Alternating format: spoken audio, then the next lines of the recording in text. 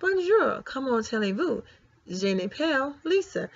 I do believe that differences in language can create the single biggest obstacle in intercultural communication.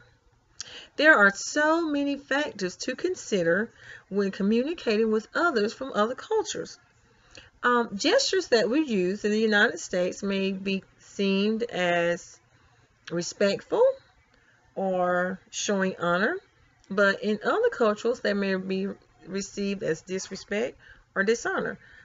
Some cultures they encourage you to speak, and I've learned that in some cultures they desire for you to be silent. Also, but being silent may be considered that you are devious. So we really have to be careful and know a lot more about our cultures when communicating with them. We must remember that communication is not just talking. Communication is eye contact, hand gestures, body language, and of course words. It is wise to be aware of another culture's religious beliefs, traditions, and even their superstitions when it comes to communicating.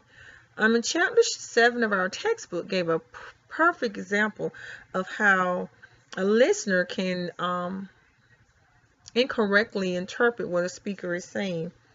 Some things to consider that I think are barriers when it comes to communication are idiom variations in vocabulary, pragmatics, experiential equivalence, and many other things can hinder a person when communicating with other cultures. I encountered this problem when I met a guy that was from West India. Upon meeting him and having conversation, he did tell me that when they went to school, they were actually taught three languages: French, English, and of course their native language. So when we were talking, it was very difficult for me at times to understand what he was saying because his English was somewhat choppy and the accent was very strong. Oftentimes I would try to put together a sentence by using pieces of the words I could understand clearly. Needless to say, that did not work well. I ended up answering questions that he didn't even ask me. Um, as we continued to communicate, I found the best way to successfully communicate with him was to allow him to complete a sentence, and then I will speak after it.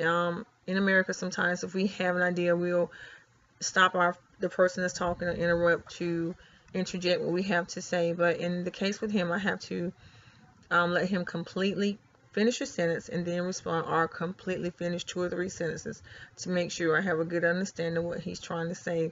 Being this is our communication has been able to improve. I also do not use metaphors and similes as much as I would if I was talking with one of my friends that was born and raised in America. Um, I will continue to learn from him because I feel that he has a lot to learn, and I'm very appreciative to have met someone from another culture, and I think I have a lot to learn. Thank you.